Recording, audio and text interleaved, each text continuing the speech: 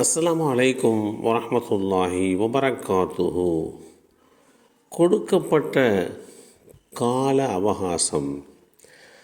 அல்லாஹுடைய தூதர் ஸல்லல்லாஹு அலைஹி வஸல்லம் அவர்கள் கூறினார்கள், உங்களில் ஒருவர் காலத்தின் கைசேதமே என்று கூற வேண்டாம்.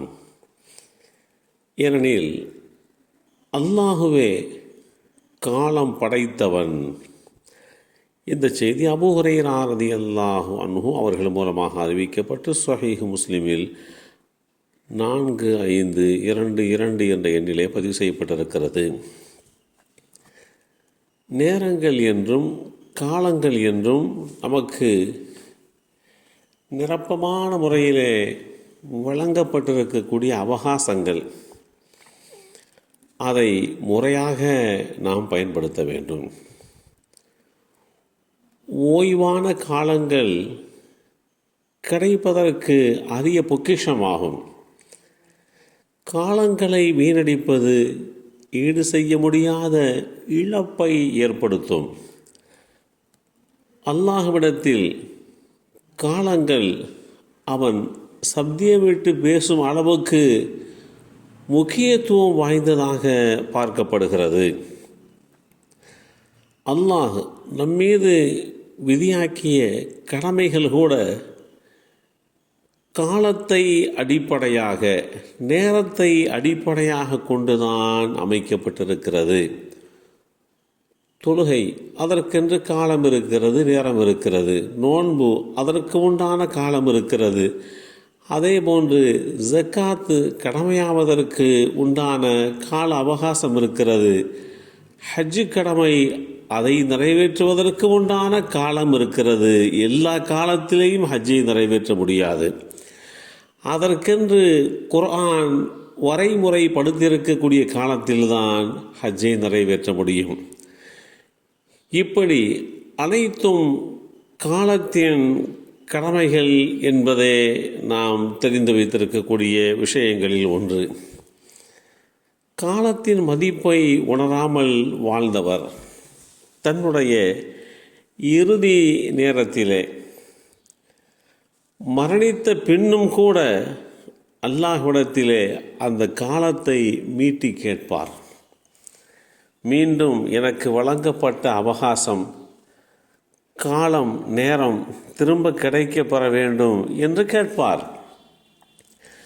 அப்படி அடியார்கள் கேட்பார்கள் என்பதை வெறுமனே இஸ்லாமிய பதிவுகளாக இல்லாமல் அதை வேத வரிகளுடைய பதிவுகளாகவே குர்ஆன் நமக்கு தெளிவுபடுத்தி காட்டுகிறது. எங்களுடைய இரட்சகனே, நீ எங்களுக்கு ஒரு சொற்ப காலத்தை தவணையளி, ஒரு சொற்பமான கால நேரத்தை எங்களுக்கு வழங்கு. நாங்கள் உன் அழைப்புக்கு இனி செவி கொடுத்து உன் தூதரை பின்பற்றி நடப்போம் என்று அவர்கள் கூறுவார்கள். அதற்கு அல்லாஹ் அவர்களை நோக்கி, இதற்கு முன்னர் நீங்கள் உங்களுக்கு இந்த உலகத்தில் அழிவே இல்லை என்று சத்தியம் செய்து கூறிக்கொண்டிருக்க இல்லையா? அப்படியெல்லாம் சத்தியம் செய்து கூறினீர்கள் அல்லவா என்று அல்லாஹ் கேட்கின்ற அந்த செய்தி அல் குர்ஆன் அத்தியாயம் 14 சூரத்து இப்ராஹிம் வசனம் 44 தெளிவுபடுத்தப்பட்டிருக்கிறது. நான் விட்டு வந்த அந்த உலகத்தில் இனி நல்ல காரியங்களையே நான் செய்து கொண்டிருப்பேன் என்று அடியான் கூறுவான். எனினும் அது ஆகக்கூடிய காரியம் அன்று.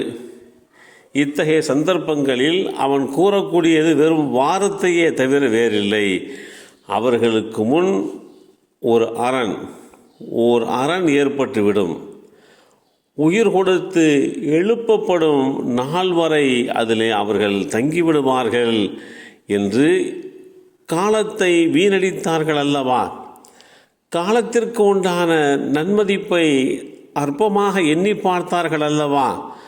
அவர்களுக்கு உண்டான முடிவு இப்படி இருக்கும்.